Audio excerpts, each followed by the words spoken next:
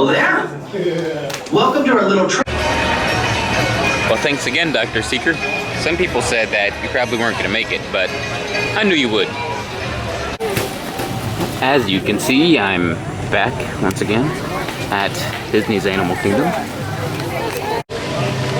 to do a few things, but definitely first things first.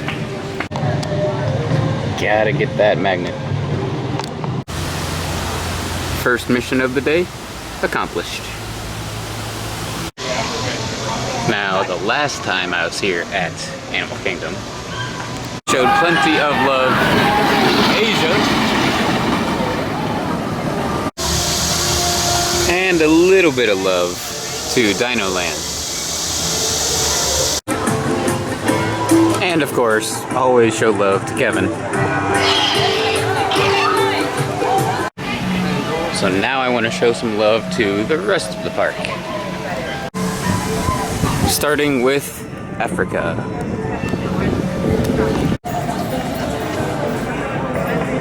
I mean, do I even have to say anything? Just look at it. Now, when I was here last on April 22nd, the park's 21st anniversary, I had the opportunity and the privilege to go into Mombasa Marketplace and actually meet Joe Rohde himself, which, as you can imagine, was a crazy cool, great experience. In fact, you can actually see right there that this is his piece of art, and this is the one I have at home that he signed on that very day.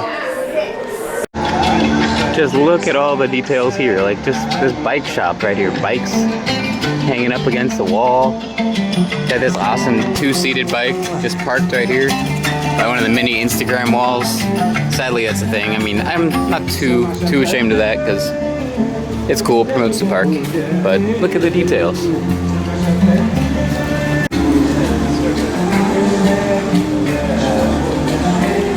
Just look down Harambee Market. Like, this place looks so authentic. It feels so real.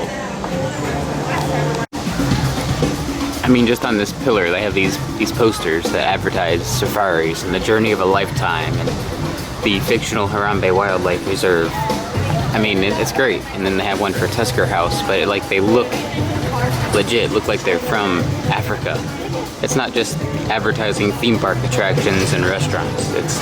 You're actually in Africa.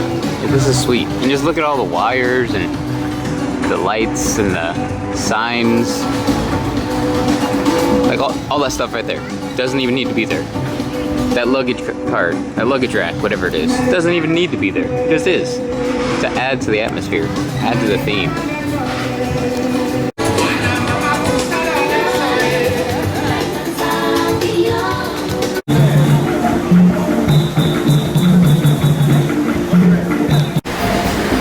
I've actually never even noticed this. Over here on the wall in Harambee Market, the Swahili proverb, a person who is in too much of a hurry stubs his toe. I love that. Like, I don't know why it's there, but it's funny. It's true. I can relate to it. It's just a random detail that's over here in the market, next to all the signs, and look at all this stuff. It's too cool. Now, if you know the Disney history and Disney connection of the main e-ticket type attraction that's here in this land, you'll know how pretty cool and pretty sweet it is and how connected it is to Disney. And Walt himself, for that matter.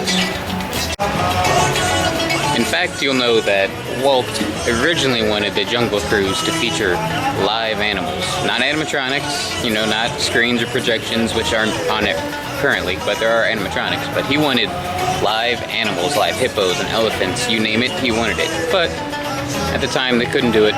Couldn't be done, so he went with the animatronic route, especially after the World's Fair, yada yada yada, all those details, that history. But that's why Kilimanjaro Safaris is pretty special.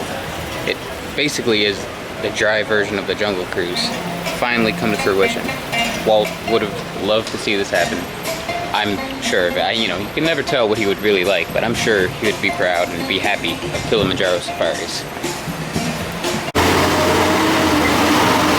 And that is why, or at least part of the reason why, here at Disney and Walt Disney Imagineering, there are really no such thing as bad ideas or extinct ideas, or no idea really truly dies. They always come up again in some manner or another. Only about 5,000 left in the whole world. That's because they are being poached for their horns. Now, poachers believe their horns can cure illnesses like cancer, but they are actually made out of a protein called keratin. Now, because they are going to be nocturnal, and that means they are most active at night. So during the day, they're going to hide out under the water and look like a couple of funny-looking rocks. They are very smart about saving energy, and instead of running or swimming, they will actually run on the river bottom. Everybody all the way seated, all the way down. Thank you. I haven't lost anybody yet on this bridge. I don't plan on anytime soon. Now, Nile crocodile, they can get up to 16 feet long and weigh up to 500 pounds. Now, this big mass of gray animals over here on the right-hand side, those are white-bearded wildebeest. Now, wildebeest get their name from the Afrikaans word meaning wild beast. And they are the most numerous animal on the savannah. A single herd is plausible because it is implausible to count them all. Yes, I love her. And unlike most animals who have an alpha male or an alpha female that take charge, wildebeest just domesticated them. Now, don't worry about their necks. Their necks are totally fine. Those horns are very light, only about 5 to 10 pounds. That's because they are hollow and honeycombed on the inside. So anywhere from 5 to 6,000 pounds. So they are pretty large, but very, very cute. Now, they will roll in that mud wallow, and that will act as a big source of sunscreen for them because the sun gets pretty intense, and it's important to take care of your skin. The strap out of the way. They're heavy, not heavy, they are actually hollow and have a sort of honeycomb structure on the inside. It allows them to pump blood from their bodies through to the top of those horns in order to stay cool on hot African days. So the first thing that these baby giraffes experience are a 6-foot drop to the ground. At that point then, they'll have about 15 minutes to learn. Sometimes you can tell how old each of the elephants are based off how long those tusks are. They'll even prefer a side, like how you're right-handed and left-handed. Elephants do prefer their right tusk or their and your right-hand side. Now, if you notice, they're not actually white rhinos. They are gray, even underneath all the mud. The reason they're just called that is because of a misinterpretation of an Afrikaans word, vite, that means wide. Resembles their nocturnal animals, so they do actually rest or sleep about 16 to 20 hours of their entire day. Which whenever I get near that, my parents just sort of yell at me. And now that that's done, and we saw how no good idea truly, really ever dies here at Walt Disney World, it's time to see if my hunger and thirst can actually truly die. And there's not many places I can think of that I'd rather go to than Temu Temu. And as that sign says, they do have good eats. And the answer is yes. My hunger and thirst, at least temporarily, can die. Well, anyway, that's gonna do it for Africa. Time to move on. And I just realized that I've never been on this path from Africa to Pandora since Pandora opened in 2017. I always take the main entrance. So this is a first. I don't like it. Actually, I might like this reveal so far better than the standard normal entrance to Pandora. I don't know. We'll find out in a second. Okay, so far I'm gonna say yes. I like this entrance better because I actually like this reveal a heck of a lot more. You can look up and see the Valley of Mara in the background, the mountains, and that forced perspective looks perfect from right here. This is the best angle in the whole land. I'm not gonna lie, like you don't have the best view of the whole mountain itself, but this lets that background forced perspective work perfectly. And you can even see that waterfall from here, which I'm gonna spoil the magic. That's the fake one right there.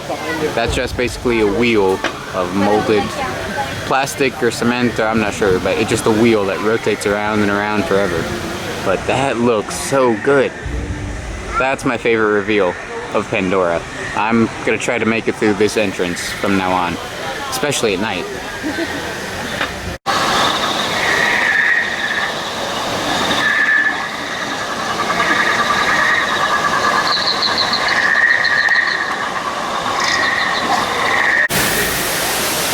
Now, I know it's not nighttime right now, and believe me, it looks just as stunning, if not more so at night. But it looks pretty dang good right now, if you ask me. And that's basically what I told Joe Rohde when I met him back in Harambee Marketplace, like I was saying earlier. Now, I mean, that's obvious, and that's probably what everybody told him, but I was starstruck, and I didn't want to do the obvious and the kind of a jerk thing to do. I didn't want to bring up the Yeti and be like, Joe, when are you gonna fix the Yeti? When are you gonna get that done? Like, I wasn't gonna do that. That's not the time or place, and I'm sure he's tired of hearing people talk about it. And he's gonna sometime. He is working his butt off on it. He said he is. I know he is. He's that kind of guy. So I told him how beautiful Pandora was, and I mean, just look at it. Background, the waterfalls, and I turn around and the mountains. The mountains are all behind me, floating. It's quite a beautiful land. I mean, I'm not disrespecting it. Star Wars, in my opinion, because I'm biased, is slightly better, but this land is pretty dang good. And this isn't even at nighttime. I'm not going to stick around today to show you guys nighttime, because I'm actually going back to Batu, and my camera doesn't do the best with the nighttime and the darkness, so I'm going to head back, show you a few shots of just the scenery of Pandora, but then I'm going back to Batu for the 4th day in a row, so until next time, I'll see you all a little later. Hold on to the handrail. That's a good Charlie. Nervous. The guy, the man behind us said that he's afraid of